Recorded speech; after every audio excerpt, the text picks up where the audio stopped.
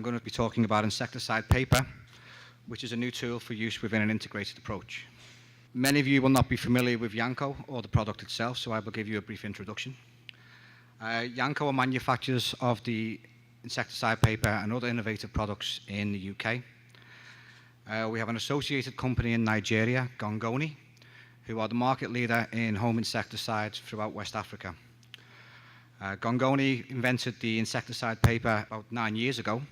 It was so successful in Nigeria that a decision was taken that the product was going to become a global product, and we opened up a new 40,000 square feet facility in Liverpool 3 years ago. On this facility we have a highly skilled team.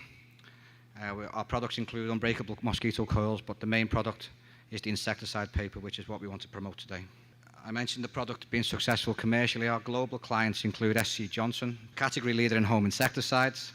In Brazil, the product is sold in both SC Johnson brands, in Baygon and Raid. This is product made by YANCO in the UK. We also manufacture the product for SC Johnson in numerous other countries.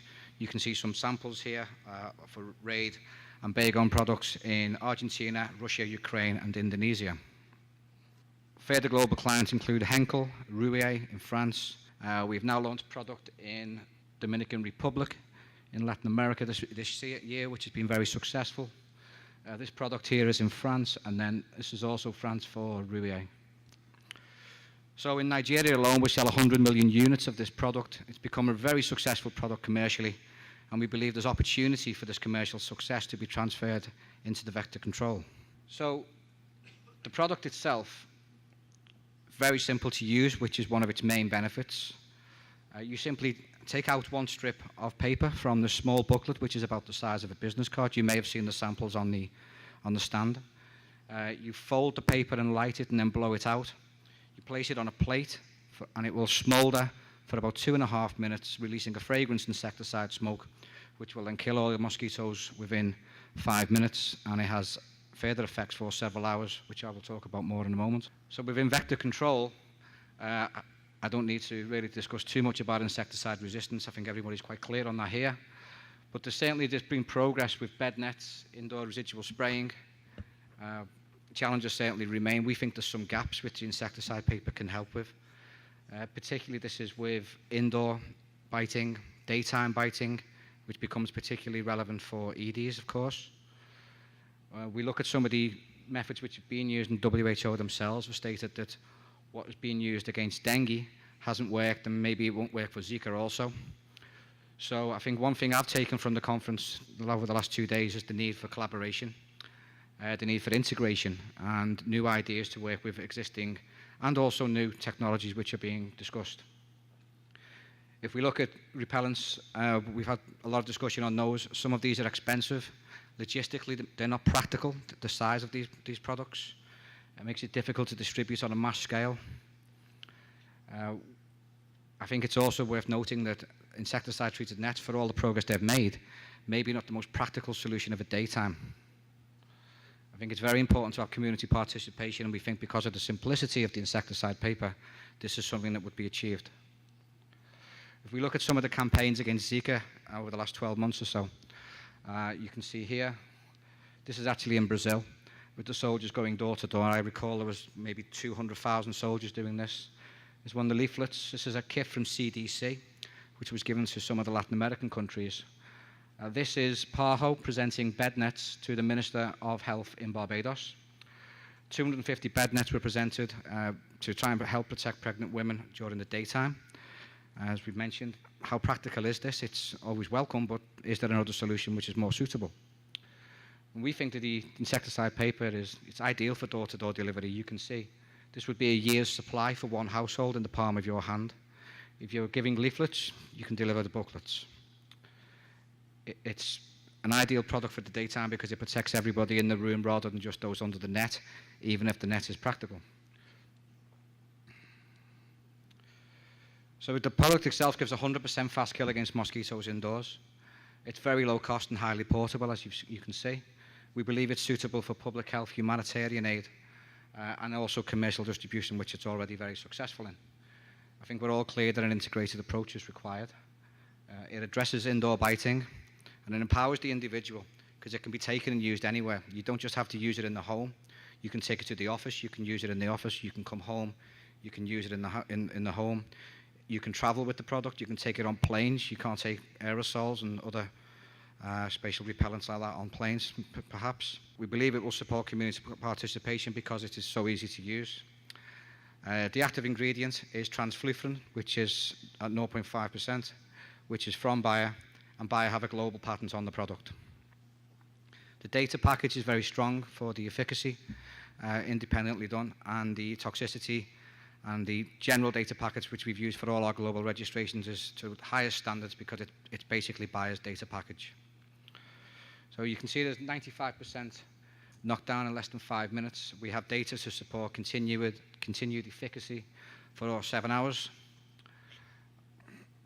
I've mentioned the cost effectiveness. There's no disposal issues on this product. It simply can be placed in the regular garbage once it has been utilized. To come on briefly onto insecticide resistance, we have received some data earlier in the year from Bayer in terms of their transflufran, which they have some positive developments.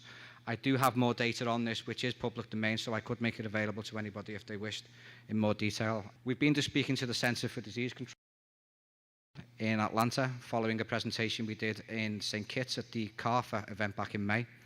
They have expressed an interest in the product because of its low cost, portability, and effectiveness if we can evidence that it will work against resistant strains. YANCO have taken this on board. We're in the early stages of this, but we have now conducted our first set of tests. This chart shows the effectiveness against susceptible strains. It's 100% effective within 5 minutes on 3 species that we tested. We would say we can pretty much guarantee 4 hours plus minimum effectiveness, but we do have data up to 7 hours. It can be affected by the ventilation, and obviously chambers can be slightly different than real life. But this was a very successful test. This shows similar against susceptible only when the mosquitoes were released into the chamber 1 hour after the paper has been lit. You can see again, still we received KT95 in about 11 minutes for Qlux. EDs is much less than that, at just over 6 minutes. So in terms of resistant strains, these are very recent tests which we've done. We're in the early stages of this. We tested on EDs and Anopheles. We got 100% knockdown on both within 10 minutes. The EDs were actually within 5 minutes, so it's still very effective. We know we have to do more tests on this. We're open to collaboration. We want to work with people to try and develop this further. But the initial feedback and the initial results are encouraging. We've conducted some tests on biting inhibition on EDs, which are also encouraging. You can see here 100% biting inhibition within 6 or 7 minutes, and then when the paper is lit and the mosquito is released up to 30 minutes later, again, it's a very small increase, maybe up to about 8 or 9 minutes. So our analysis of the initial test that we've done, the initial test on resistant mosquitoes we feel are positive. We think it confirms importantly that the delivery method of burning the paper and releasing the fragrant smoke is effective. We are going to commission more tests. We need to develop the product further potentially, perhaps to increase the dosage, maybe change the size of the paper. We're in the early stages of this. We appreciate there's more work to be done. But what we have done so far, along with our partners in Nigeria, Gongoni, we have had discussions with IVCC, WHO, various other stakeholders. We do need more field data. In Nigeria, some field trials were conducted along with Bayero University in Kano. This was quite interesting in that some tests were done showing the paper when used alongside wire screens as opposed to without wire screens. We got a significant increase of protection there of over about 22%. So this makes us think that the paper can be used alongside other products, perhaps alongside bed nets, perhaps alongside wire screens. There's no one solution here, but it does seem that the paper can make a contribution either as a standalone product or alongside existing ones. We continue to support the refugees in northern Nigeria with products. In terms of speaking a little bit closer to home, we've made proposals to the Health Secretary of Recife, Dr. Jailson Correa, back in January. He was extremely interested in the product. He thinks this is a very useful, simple product which the people will understand, the people will use. We're continuing discussions. We've had some issues with bureaucracy in terms of getting the registration for Dr. Correa, despite the fact that the product commercially is registered in the 2 brands which you've seen earlier. Our local partner in Colombia is discussing with the Colombian authorities, and we've had positive discussions with various ambassadors in the UK for the Latin American countries, and we've made several presentations now, which initial feedback is positive, but I'm sure you'll all appreciate these things don't happen quickly. We spoke at the CARFA event in St. Kitts. The product was suggested and recommended as a new tool to be looked at further on the vector control by one of the working groups, so we were encouraged by that. We're continuing discussions with the CARFA member states, and we believe there's potential for collaboration with the member states to potentially fast track and get the product to the wider audience as soon as possible. So to summarize our vision for the insecticide paper, we intend submitting an application to WHO in May 2017 and ideally obtain approval by the end of 2018. Transflufen itself, of course, is registered. We would like the product to be included in the longer term as a recommended prevention kit item for Zika and other diseases. I think we've all learned over the last few days that there's a lot of other potential viruses, so it's not going to end with Zika. We want the product to be purchased by governments and authorities, aid organisations as part of an integrated approach. We don't think there's another product like this out there which is so low cost, portable. And to summarise, we want to collaborate with the stakeholders, particularly the people here. We're in the early stages of what we're doing, but we want to evaluate the paper's potential further. We believe it can be added to a vector control campaign quickly. It's suitable as standalone or complementary product, as we've mentioned, ideal for mass distribution, rural areas, hard to reach, urban, highly populated regions it can be also suitable for.